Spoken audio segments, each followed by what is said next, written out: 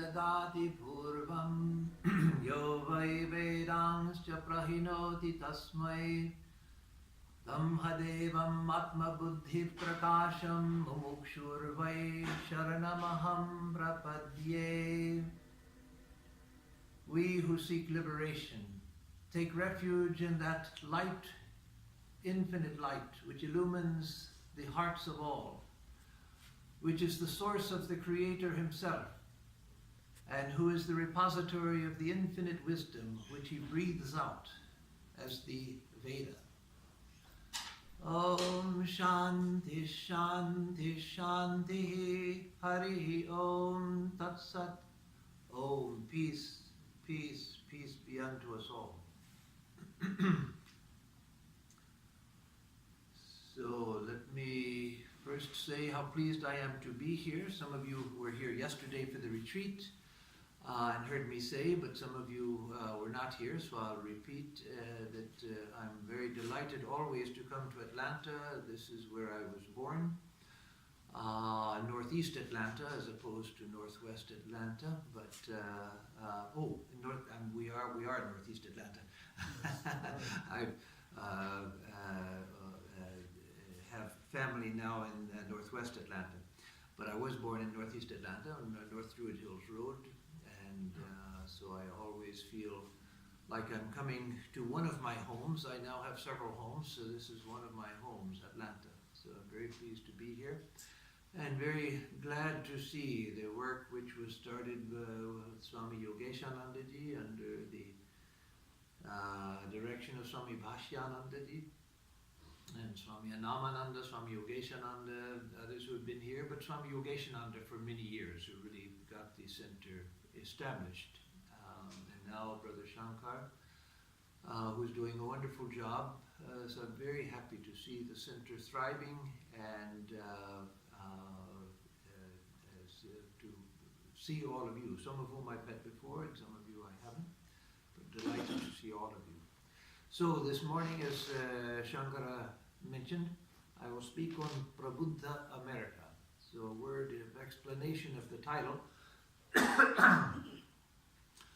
There's a journal that Swami Vivekananda started in India, an English language journal called Prabuddha Bharata, which means awakened India. Bharata is the name of India, the indigenous name of India, the name that India knows itself by. And Prabuddha means awakened, like the Buddha. Buddha, Prabuddha, means well awakened. So the awakened India. Swami Vivekananda said about India that the giant is awakening once again. That the great mother, Mother India, is awakening, and that in this new awakening, India will be greater than any of its past greatness. As you know, India was in the past a great civilization, more even than a country. It was a great civilization. And its influence has spread over the world. The many things that we take for granted today that came from India. For instance, the concept of zero, the decimal system, algebra, did I say the concept of zero? Yes, the concept of zero, and so many other things, even medical practices that came from India.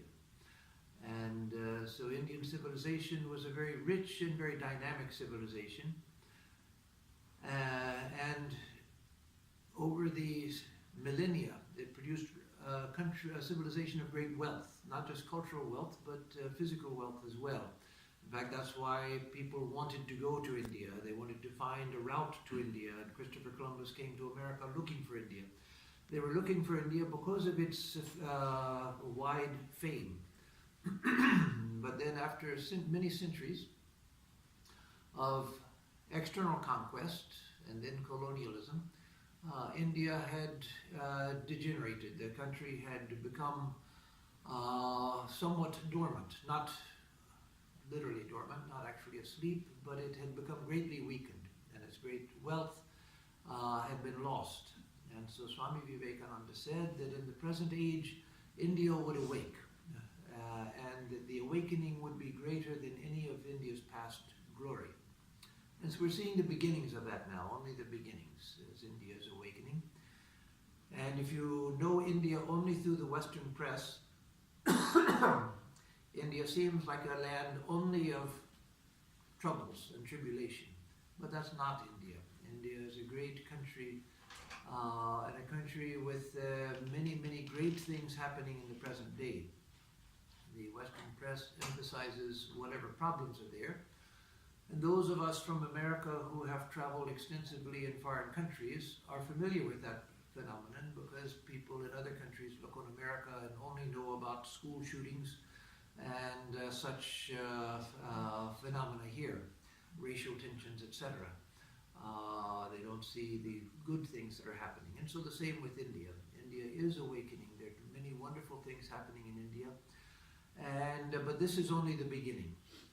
And so Swami Vivekananda named his magazine, his journal, Prabuddha America, in order to recognize that awakening which he saw. Just a little tangential note, as Brother Brahmachari Shankar mentioned, I was in India for a number of years recently, before I was recently posted to Houston, working on the complete works of Swami Vivekananda. And my assistant in this project was a young monk from Gujarat, where he had worked on the Gujarati complete works, a new edition of the Gujarati complete works. Thank you, Shankar. And he said that quotation of Swamiji, that the giant is awakening, that had been translated into Gujarati. Someone obviously had seen the word giant and didn't know it and looked in a Gujarati dictionary. And so they translated as Rakshasa, which means demon. So the great Rakshasa is awakening.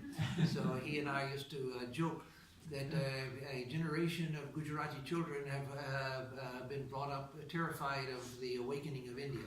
The great giant is awakening. The great Rakshasa is awakening. So again, the awakening of America.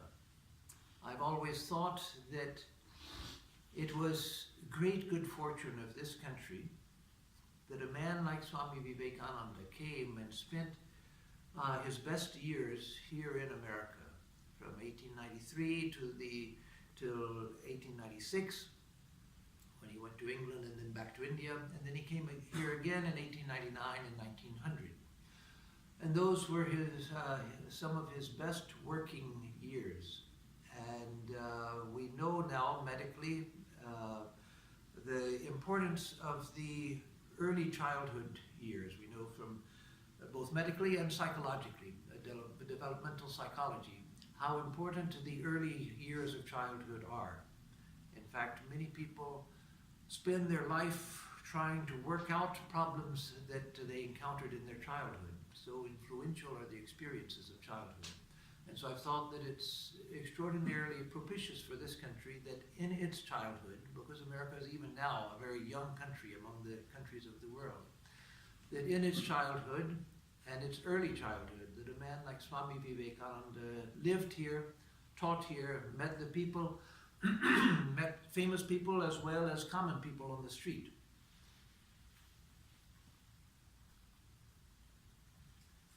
Met famous people, etc., and had a deep influence on this country at a time when the country was still formative. In fact, you could say America is still in a formative period. Its childhood is not yet,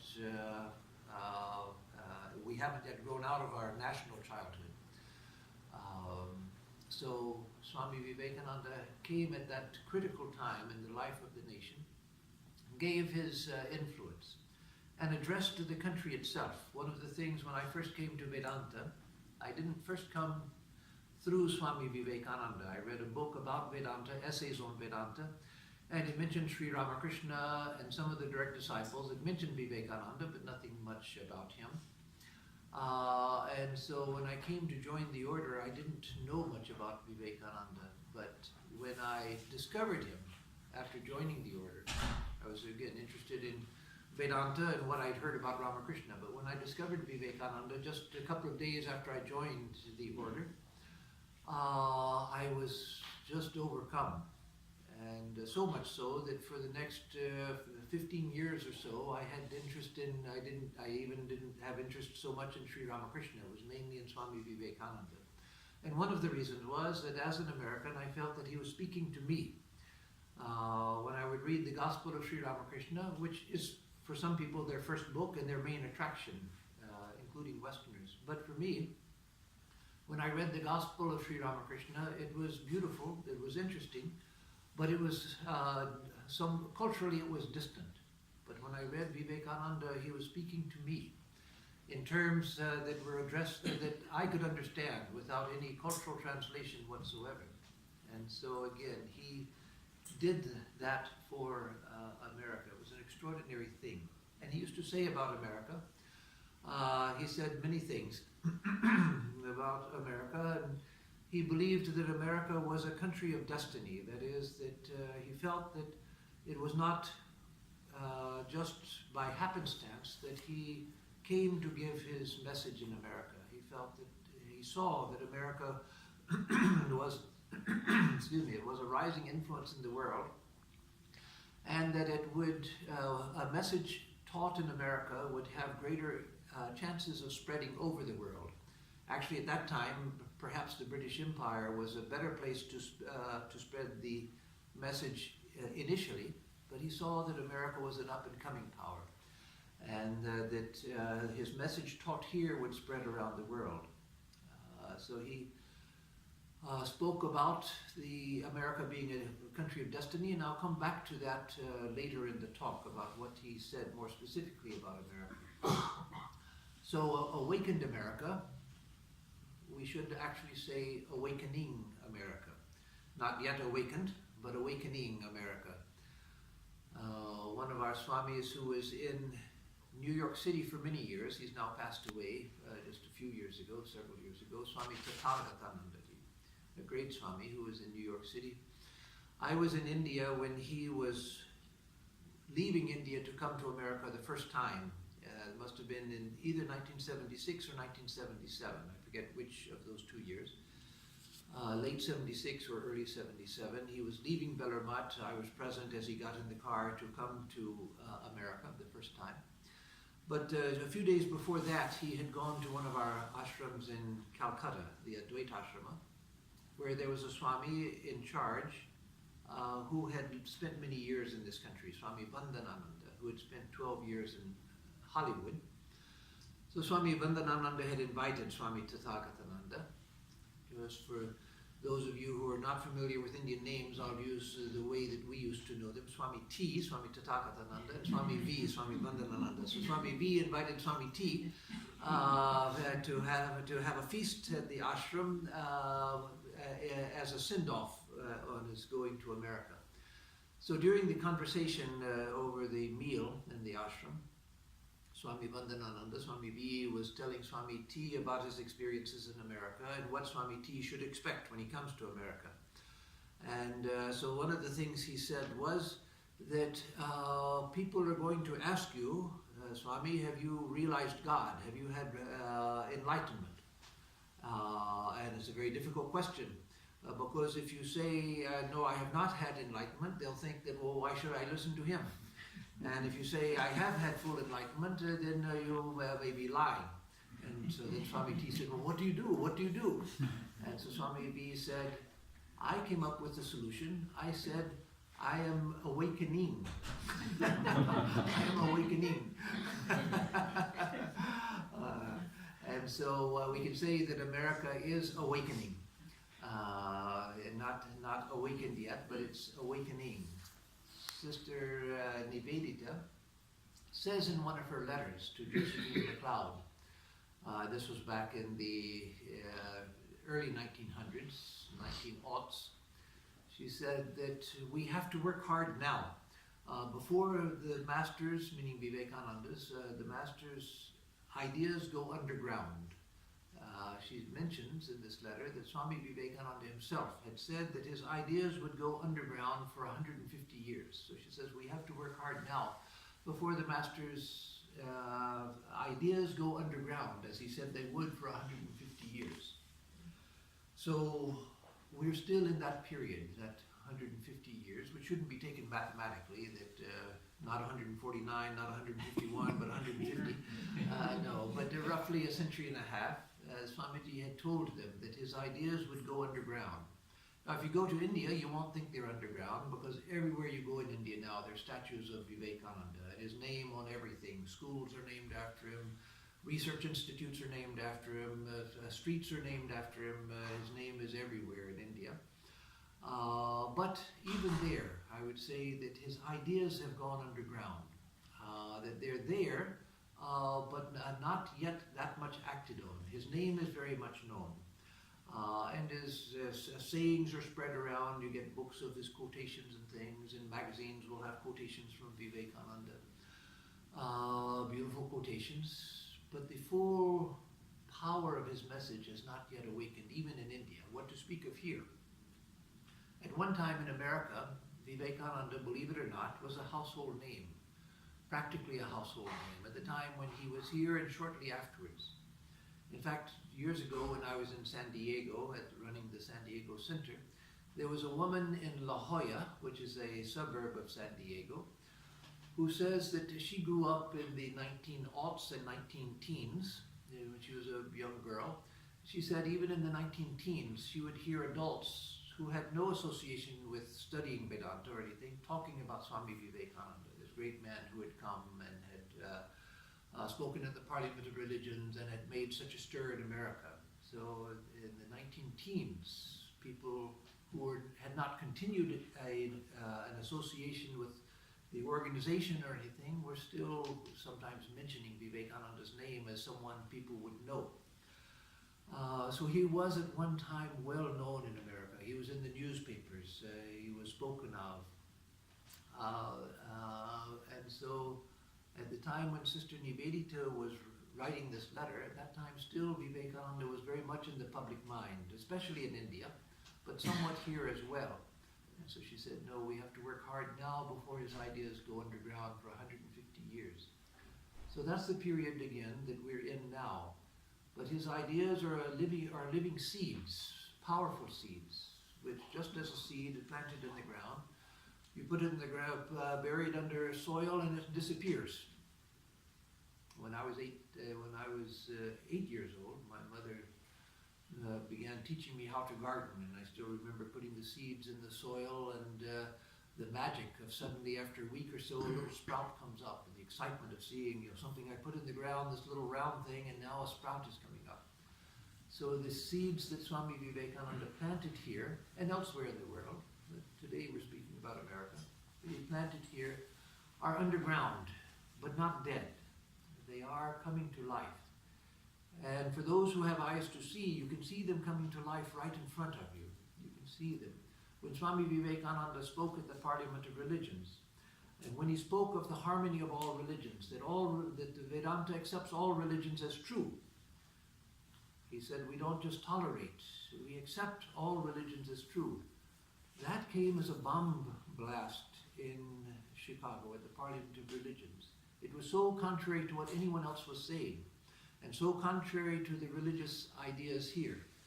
Here, where Presbyterians couldn't get along with Baptists, though there are only very tiny little differences which separate them. Where Catholics and Protestants were at each other's throats. What to speak of Jews and Muslims and Buddhists and so forth. The idea that all religions are true, that was just a novel idea. And yet he embodied that, and he explained the idea behind the truth of all religions, that they're all pointing towards the same unnameable truth. And so that was a new idea in Swamiji's time, taught here.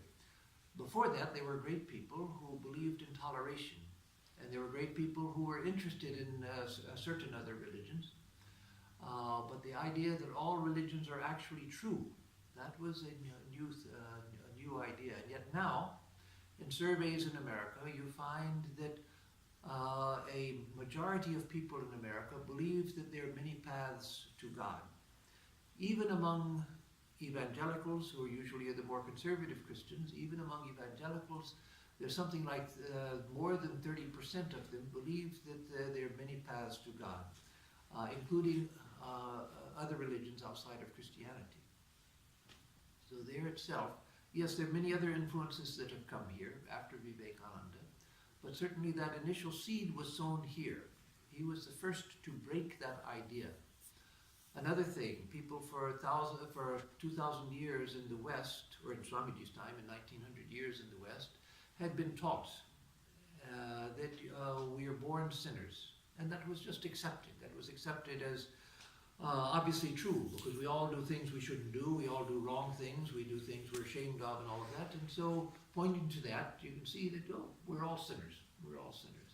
And Swami Vivekananda said, sinners, it is a sin to call a man so. He said, hear ye children of immortal bliss, even ye who reside in higher spheres, and went on with this beautiful quotation from the Upanishads, and said that Vedanta refuses to call you sinners, ye divinities on earth. So that idea of the divinity of man, Swamiji spoke from his first talk at the Parliament of Religions till his closing talk. He emphasized this point of the divinity of human beings. That was a new idea also. That was a new idea in the West, when people had been taught for 1900 years in his time that we are sinful by nature, and that nothing we can do is good without the grace of God, that on our own we're nothing but sinners. Swamiji taught this idea was directly contrary to that. And so that came as a bombshell as well to the people in Chicago. And yet now, you find that that idea has spread, that idea is becoming an accepted idea in American society since that time. Even in Christian theology, for the last 60, 70 years, Christian theologians have been struggling to find a new and positive theology for explaining human nature. That has become a struggle in Christian theology to find a positive foundation for seeing human nature. And so these ideas which Swamiji brought, which were radically new, they can be seen as a second American Revolution. He sowed those seeds, and they are already awakening here. But the full impact of Swamiji's ideas have not yet awakened in America. I feel sure they will, because they are here. He sowed them in the soil. He sowed them in the hearts of people. And the seeds sown by a great man like Vivekananda, those will take root. They will have their effect. So I want to now address the question, what is America? What is America? The answer seems obvious. Well, Swami, look out the window. It's right here, right before you. You're in America, Swami. If you hadn't noticed, you're here. Just look around. Yes, but what is it that makes a country a country? What is it that makes America America? The answer seems obvious, but as so often with questions that seem obvious, the answer is not obvious at all. For one thing, we can think of countries in geographic terms. The country is where it is geographically, and so America is bounded by the Atlantic and the Pacific, and then Canada to the north and Mexico to the south. But we feel that we're the same country as we were when we were 13 colonies. And so geographically we've changed greatly, great changes.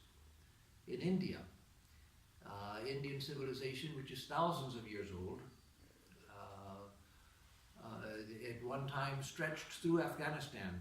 In fact, the furthest western outpost of Vedic civilization was the Mitanni civilization on the borders of modern Syria.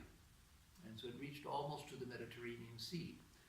And at one time Indian civilization stretched through Thailand, Vietnam, Cambodia. In fact, even, it's interesting now, in Vietnam, which is officially a communist country, but they have celebrated, I don't know if they still are, but for several years they were celebrating their Indian past, their relationship to India, and the Indian civilization which had come to Vietnam in ancient times and spread through Indonesia.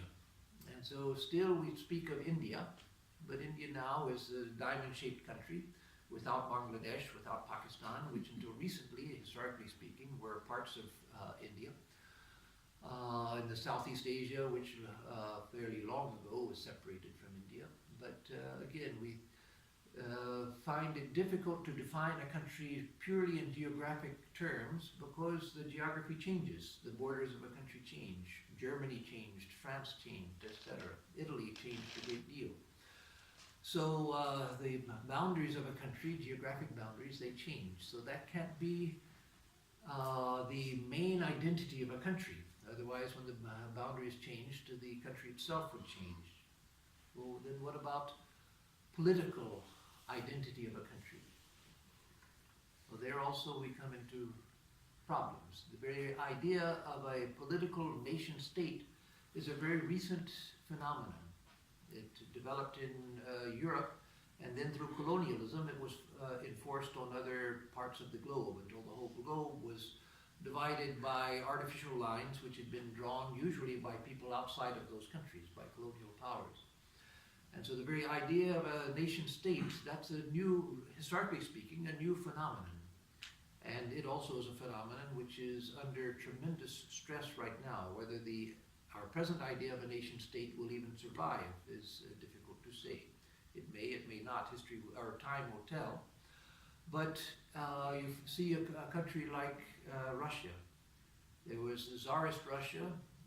There was Communist Soviet Union, but also known as Russia commonly, though its name was USSR. And then post-USSR Russia again. But we still think of it as Russia. There's a continuous line of development through these different political systems that existed there. In China, the same thing. England, for instance, long ago, after the Norman conquest in 1066, I think it's 1066. That was a long ago memory for me.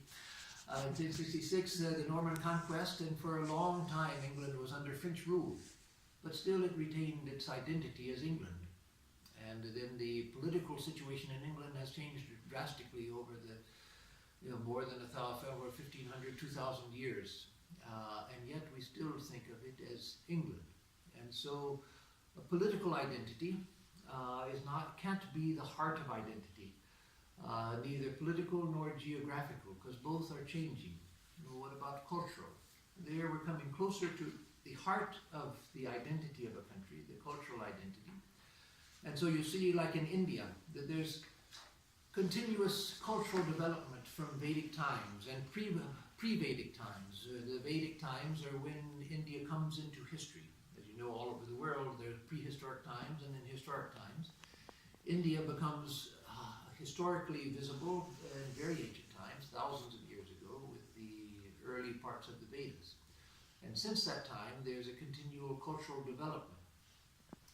The culture has changed greatly, yes. And in modern times, it's changed very rapidly under industrialization, colonialism, and then industrialization. But still, there's a continuous cultural identity.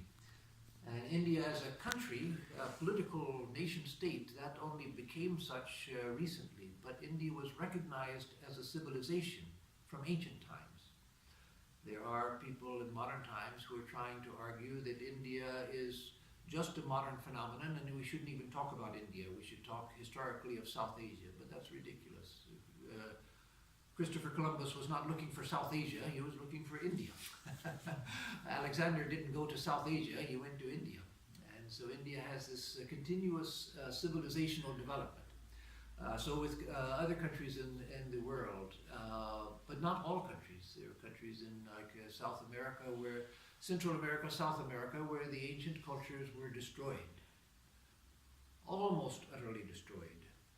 As long as there are some people left from that time, they're not completely destroyed, but as living cultures, they were almost completely destroyed. The indigenous cultures of North America were almost completely destroyed. We see only the remnants, strong remnants, but only remnants now, of a great people. And so cultural identity is getting closer to the heart of an identity. And so we see the cultural identity, and yet even that in modern times is under stress. That's why there is in this country, in Europe, a backlash against migrants, a very, very unfortunate backlash against immigrants and so forth. But it's because of people being afraid of retaining their cultural identity. They're afraid of being swamped and losing their cultural identity. So that also it's based on that sense of cultural identity, and it is a strong backlash in some countries because the sense of cultural identity again is coming closer to the heart of the identity of a people.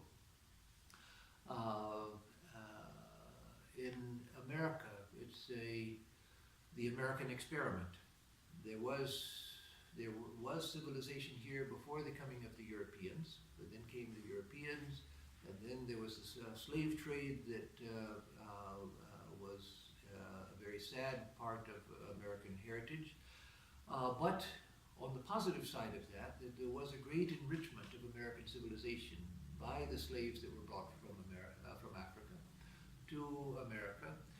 And that is part of our present identity, and it has to become a conscious part of our present identity, to recognize that that is part of our heritage. That is a conscious, that should be a conscious recognition that that is a enriching part of our heritage, not the slave trade, but the result of the slave trade, the bringing of African civilization here, and the tremendous sufferings of the people that were brought here under the slave trade. All of that is a part of our heritage, and that should be a conscious part.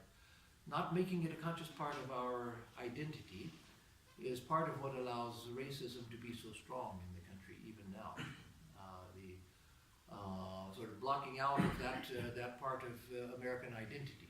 No, that is a rich part of our identity, a rich part in many, many different fields. The contributions, the Native Americans who were reduced to tiny numbers. There were over 3,000 different Native American languages here when the European colonists came. That's what's estimated. Nobody counted them when the first people came, and quickly whole tribes, whole civilizations disappeared because of disease and war, etc. But the Native Americans also have had a tremendous influence on the making of America. And in fact, there are two beautiful books written by the same author, Weatherford, I think his name is, Indian Givers, and I forget the name of the other, but he has two books. If you look up Indian Givers, you'll find the other one also. Two beautiful books about the enriching of American civilization through the Native Americans. Even our Constitution was deeply influenced by the five tribes in the Northeast. Some of the founding fathers of America went to learn from them their method of a government, and that influenced the writing of the Constitution. And in many other ways, our culture has been influenced. And so, again, coming to a sense of cultural identity, America is a new country, but already with these different elements, the European, the African, the Native American, and now from Asia, the Chinese, Japanese, Indian, and other parts of the world, people have come to America. And yet, already you begin to see that there is something which is recognizably American, which is growing. Like Indians who have immigrated to America, they go back to India, and people say, "Oh, you've become so Americanized." So there is something recognizable here. De Tocqueville, the great Frenchman who came here in the early 19th century and traveled around America, even at that time, he wrote his observations about America. And even now, if you read his observations, you recognize America in his observations written at the beginning of the 19th century. So you see, there is, I've heard people say, non-Americans, say that, well, America doesn't have any culture, it's just a bunch of people from different places and there's no American culture. But no, there is American culture. there is an American civilization. It's still in formation. Part of the reason why there's presently so much tension in the country, because we are still in formation. We're still grappling with who we are. One of our Swamis used to say to individuals, when people would say, Swami, I don't know what my purpose in life is, what my mission, what I'm supposed to do in life. The Swami would say, well, just slow down. That for which you were born is trying to catch up with you. Just allow it to catch up with you. And so with America also, that which the civilization is to be is already here, and it's already speaking. It's just that we're too busy looking to recognize what is here. So Swamiji, seeing immigrants, new immigrants coming to America, he remarked on this. And again, we have things that have not gone well with immigration in America from the American side of not welcoming people, but on the other hand, there is much to be proud of there also. He said that when he was in New York and would see immigrants coming off of the ships into New York, then he would see them coming off the ship looking bedraggled and sad and with their head bowed and afraid. But he said within 6 months you see the same people with their head raised high. Recognizing that, no, I am a man. I'm a free man in a free country. And so that, again, that freedom, that dignity wasn't given right away to everyone, very unfortunately, but that has to be recognized as the power of American civilization.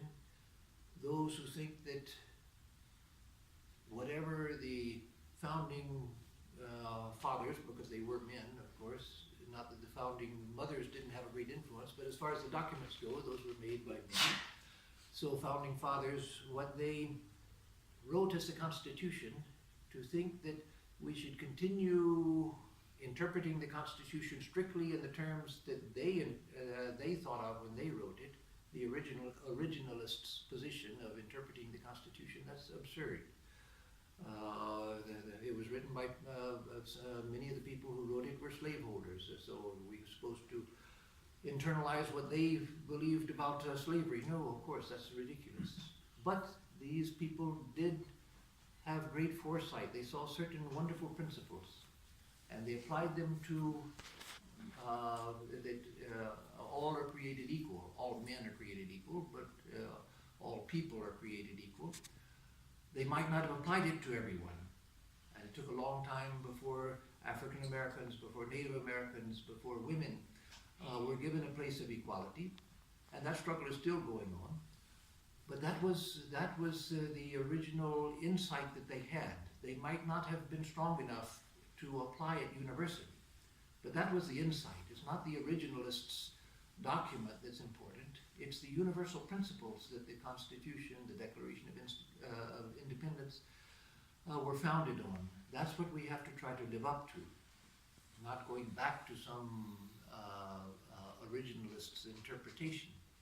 And so what makes a nation, what makes America, what makes India, India, what makes France, France, etc. Swami Vivekananda said, and it's a wonderful idea, and the full implications of this have not yet been drawn out. He said that every nation embodies an idea, and that as long as that idea remains strong, the nation will remain strong. If the idea becomes weakened, the nation becomes weakened, and if the idea dies out from people's hearts, then the nation itself has no hope. You see, one of the wonderful trips, of many wonderful trips I've made, I've gone to many countries, and one of the wonderful trips I made was to Egypt. And to see the layers of civilization in Egypt, the ancient civilization.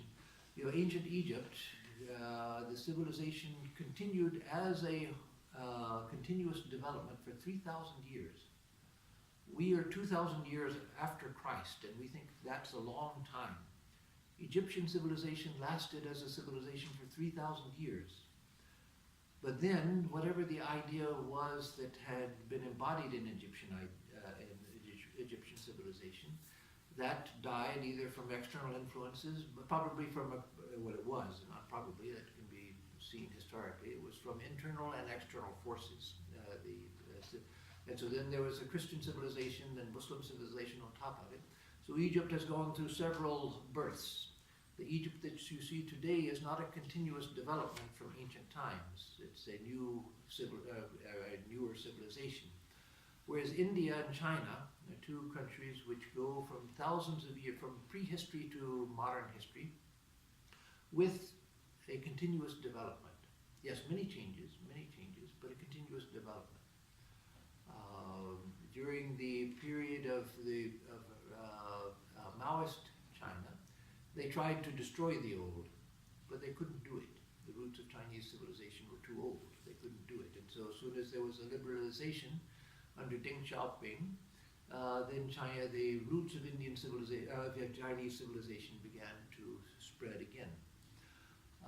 England tried to turn India into a compliant colony, but Indian civilization continued, and it continues to the present day.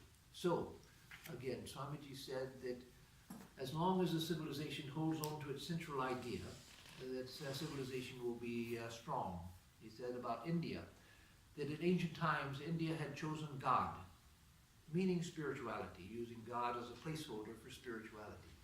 India had chosen spirituality as her ideal, and that he said, as long as India holds to that as the core of its civilization. Yes, it does many other things. It can pursue science, it can pursue material development, technology, other things, but as long as that's at the core of the civilization, India will remain strong.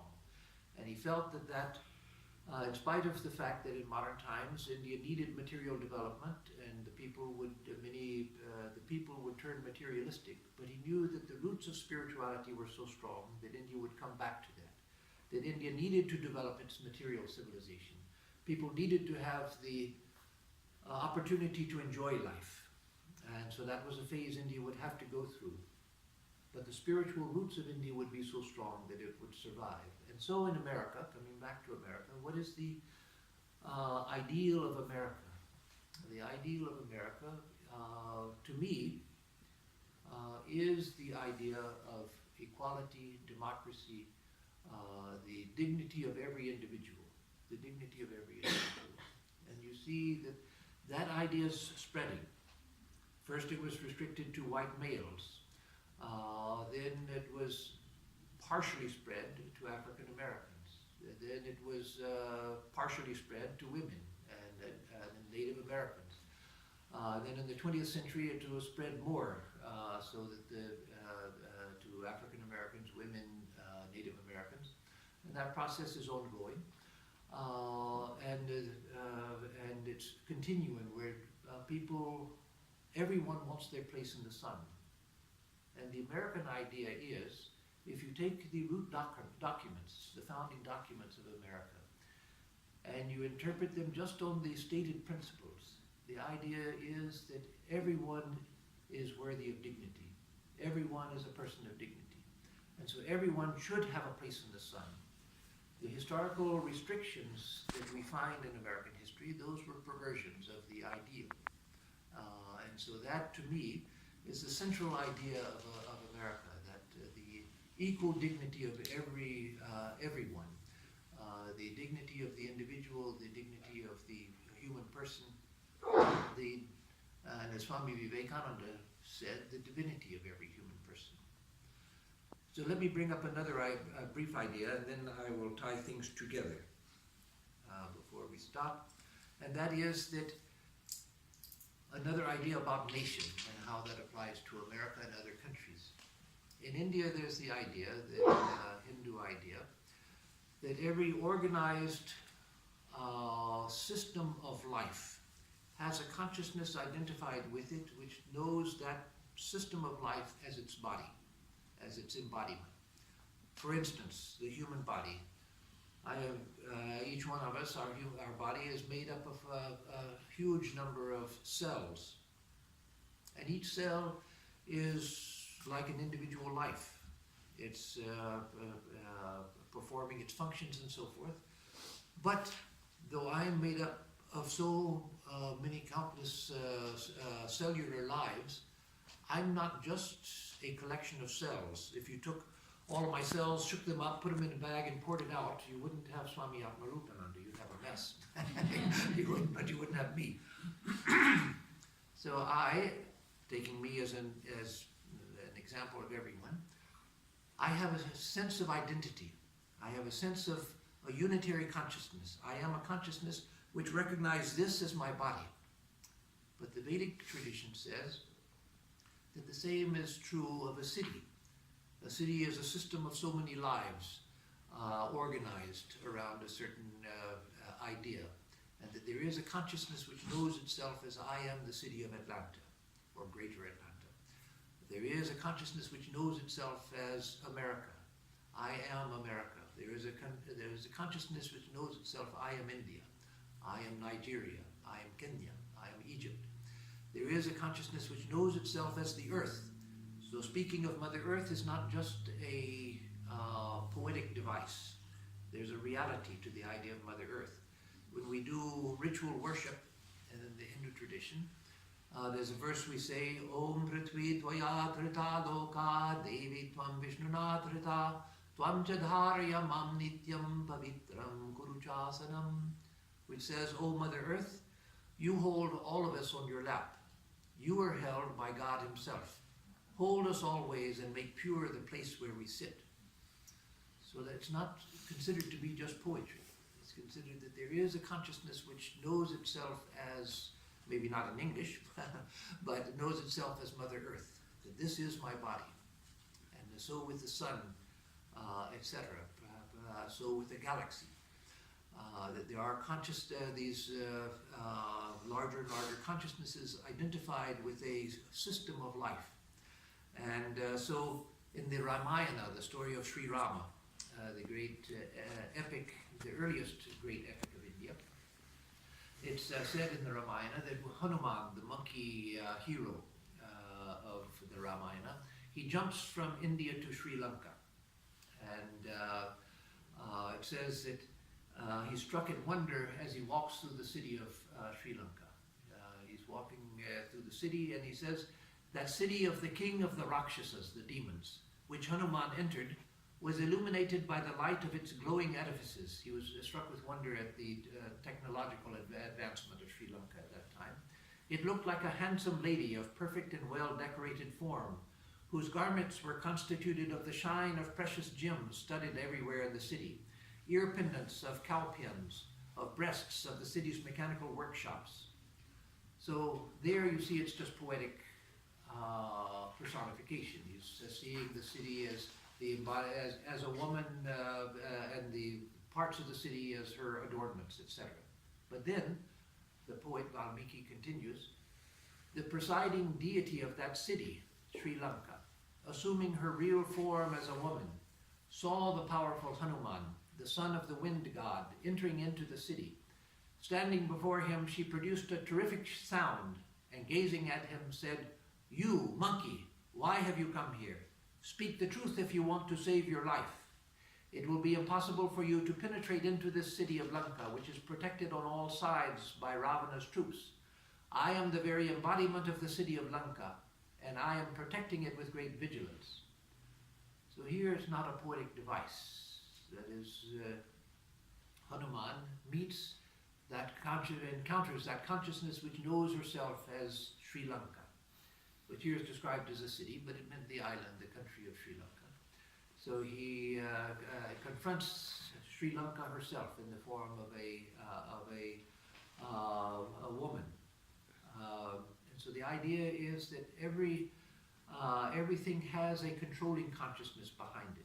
Within everything there's a controlling consciousness, just as my body has this controlling consciousness, which is me.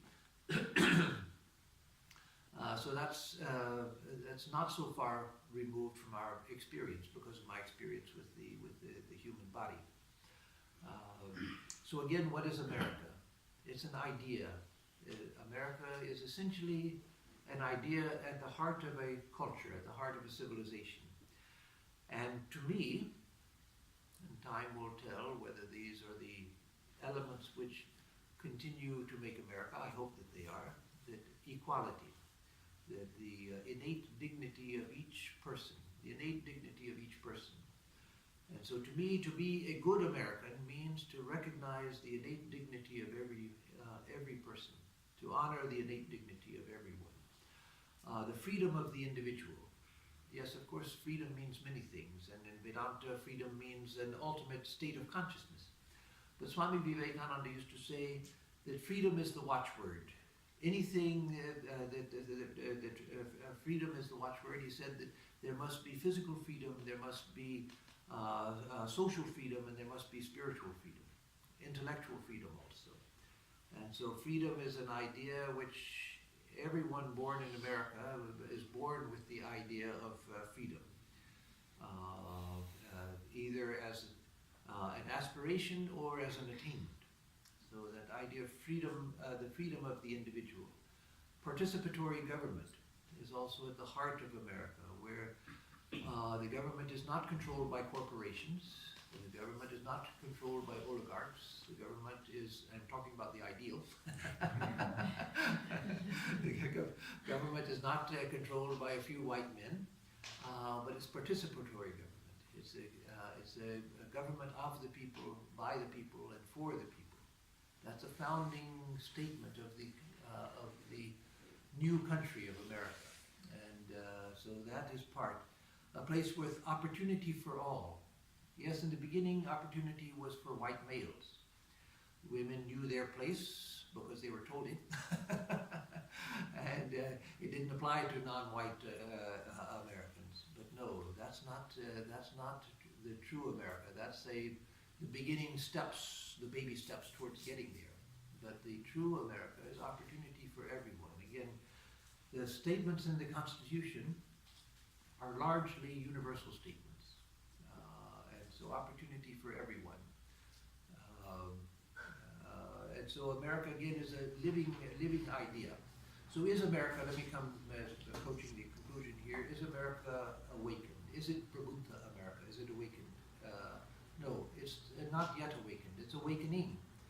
And one of the reasons why there's so many tensions in this country and so many tensions in India, India is full of tensions as well.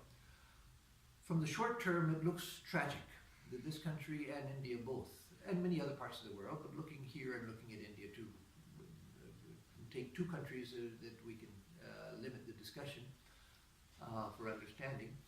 They're full of tensions, and from the short term, it looks like that's a tragic thing. There's so many divisions, so many, but that's what happens when we wake up. When we wake up from deep sleep, we toss and turn and rub our eyes and, what's going on? Where am I? And if you travel a lot, as I do, sometimes you wake up and think, well, which country am I in now? And so you struggle to wake up and to try to figure out, where am I? What am I doing? What am I supposed to do today? And so forth. So that's what happens when you wake up. That's what happens when a country wakes up. It begins to struggle. It begins to struggle with identity. And those who have had privilege, they want to hold on to privilege. Those who have been unprivileged, they want to get to a place of equality where they also can stand in the light. And so these struggles are natural. The danger, of course, is which force wins out in the struggle. But the hope is that the ideas are strong enough and the ideas are true enough. And a person, even people who struggle against equality of others, they usually have to go through some intellectual contortions to explain why they're struggling against the equality of others, because everybody recognizes the greatness of the idea. Either people say, well, we made the country, it wasn't these other people coming into this country that made it, we made it, and so they should get back and go to their own countries. Or we are the rich people, we made ourselves rich, and so let other people make themselves rich, and then they'll have a say too. But we made ourselves, and so we should be the ones who have the biggest say in the country.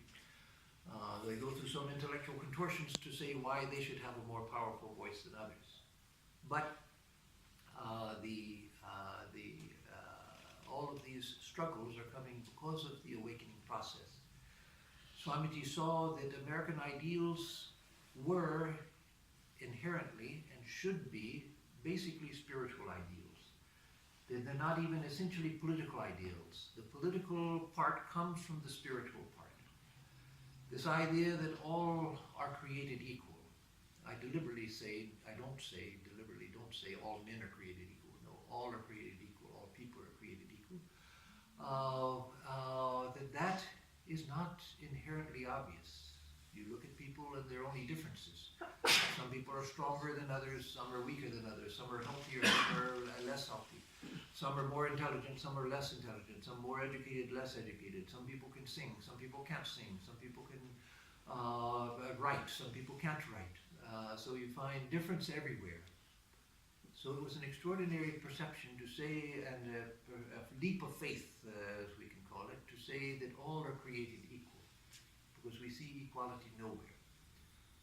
But Swami Vivekananda said that no, that was a leap of faith based on the spiritual truth, that everyone is the same reality, everyone is the same infinite divine self, everyone's being is the same divine self, and everyone is a unique manifestation of that. And so equality does have a foundation. If you look purely from a genetic standpoint, purely from a cultural standpoint, etc., you see difference everywhere. But if you look from a spiritual standpoint, you see, and we all somehow believe in equality. We all recognize that at least all people should be equal. But all people are fundamentally equal, because they all are the divine self. And that's a realizable truth. And until we have realized it, we can learn to act on that. So Swami Vivekananda felt that America was a country of destiny, and one morning he said, when he was in, our sister Nivedita quotes him as saying, one morning in the Himalayan town of Almora, the Swami launched off into a glowing prophetic forecast of how America would yet solve the problems of the common man, the problems of freedom and cooperation. He saw the present age, Swami Vivekananda saw the present age as the age of the common man. That is, the age when culture, education, everything would spread to everyone.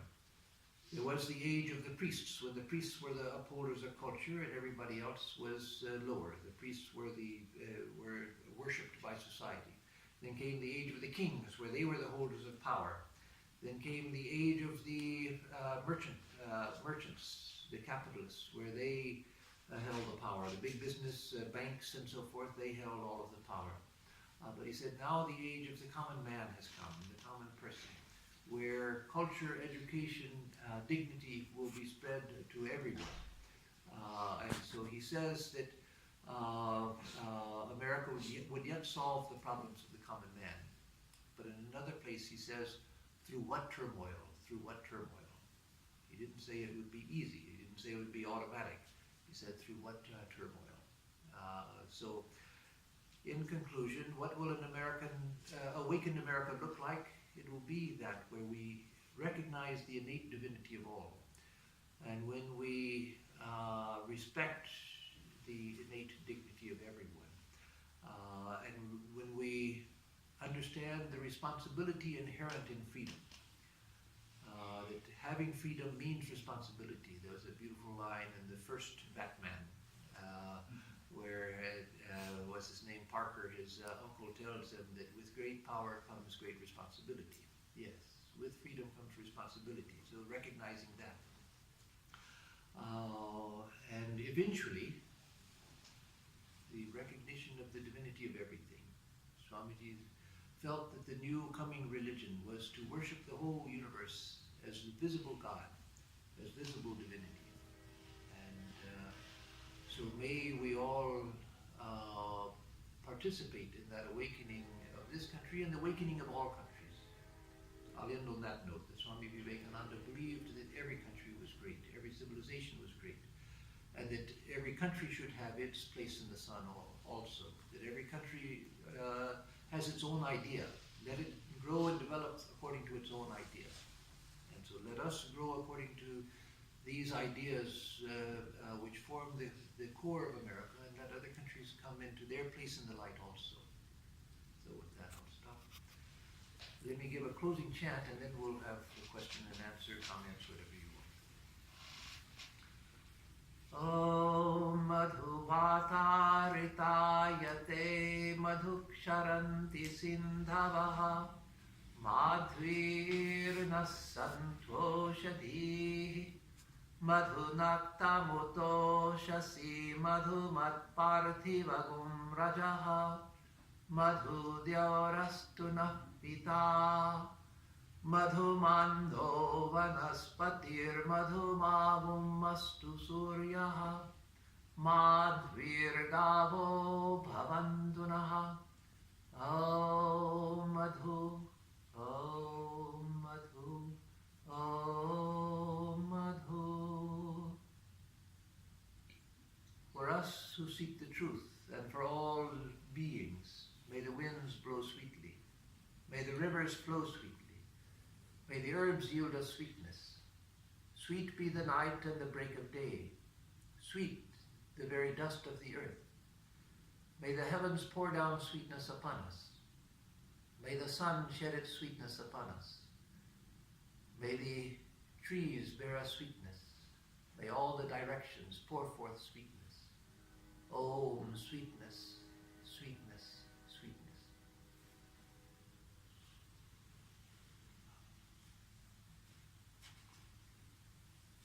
So now if there are any, there would be a tremendous flowering of his ideas. What we see now, yes, we see here and there his ideas, and we see in India there's an interest in his ideas and so forth, and see in this country that though most people don't recognize it, but he sowed certain seeds which you see coming up in America now.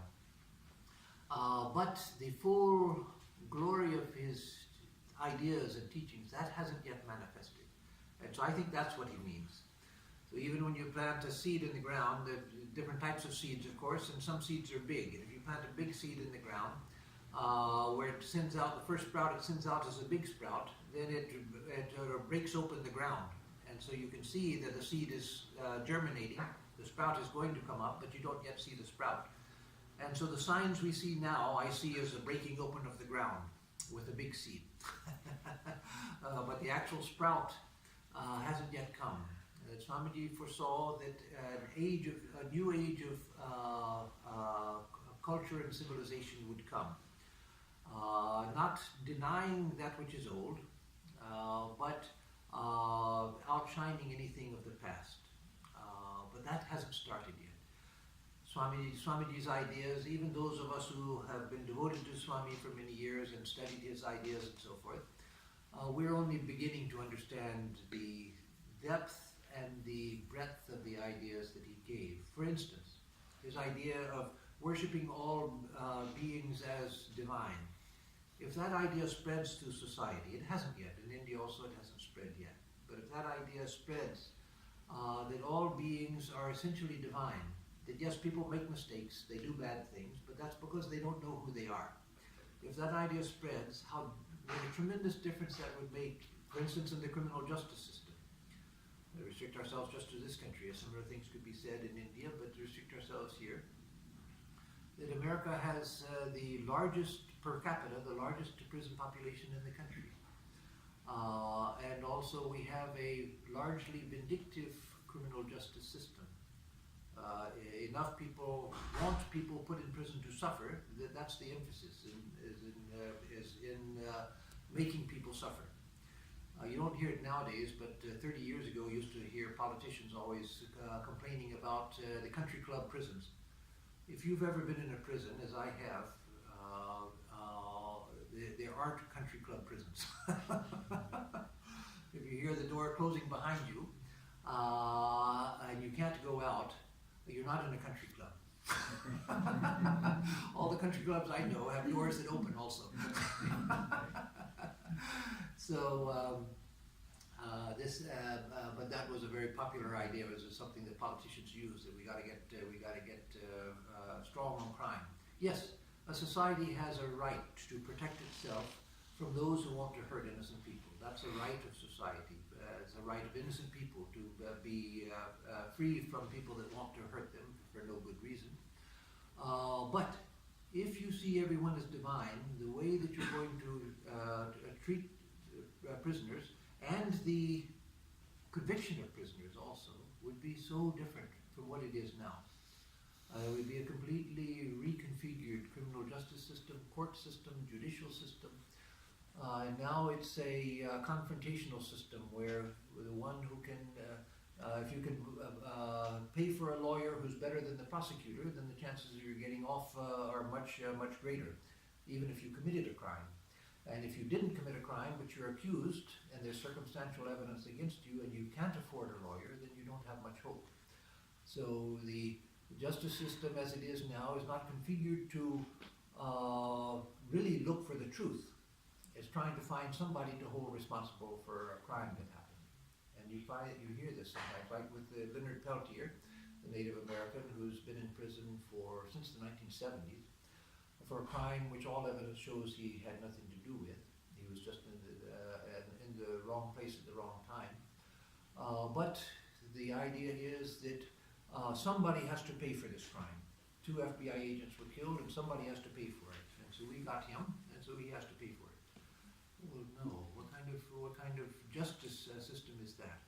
So again, that's just one idea, criminal justice system. You can go through the whole of society and see that if these ideas spread. Now, Swamiji didn't believe in heaven on earth because the world is made of good and bad. It's made of up and down. It's made of left and right. It's made of heat and cold. It's made of comfort and discomfort, pain and pleasure. All of these things, that's the very texture of the world that will remain. Good and bad, good people, bad people, people who do bad things, not bad people, but people who do bad things. So that will continue. But how do you treat the world? How do you treat the world that you find? If you see it as basically bad people that deserve to be punished, then you'll treat it one way.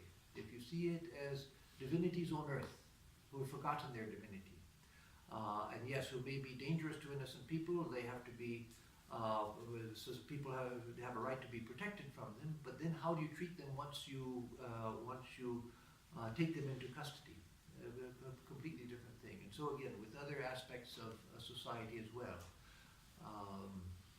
If you believe in a participatory government, that is a government by the people, for the people, of the people, by the people, and for the people, then you don't allow it to become where corporate power is more than individual power. Objective studies, and I'm not talking individual party politics or anything, but objective studies have shown that the citizens of the United States influence, and their wishes influence policy minimally. They have very little influence on policy. When they take polls of what people, Republicans, Democrats, Independents, what people want as policy, a large majority want certain things which are impossible to enact. Because the government is not serving the needs of the people. It's serving the people who have the money, the corporate people and others who control the system. And so, again, I'm not saying that we can fix all of the problems and that the earth will be a heaven where everything is just wonderful and everybody's happy all of the time. That's not the nature of the world. But if we have a different view of the world, how different it could be. And so we want to move towards that. Any other questions? Your effort over the last couple of days, your willingness to come here and give of yourself as you do. Those of you who are here today and were here yesterday, from this perspective, you are extraordinarily privileged to hear this great Swami's thoughts on these things that you've heard. We will, of course, invite him back. His schedule is very demanding, and he's wanted in many places to do many things. So it probably won't be soon we'll see him, but as soon as it's practical, he will come back and see us. I have just this other announcement before I thank him finally. Someone has come forward to drive the Swami back home, so that problem is resolved. Thank goodness. And so the Swami will be leaving us after the potluck lunch to return to his sister's home in Northwest Atlanta. Swami, again, thank you. We cannot begin to express what we receive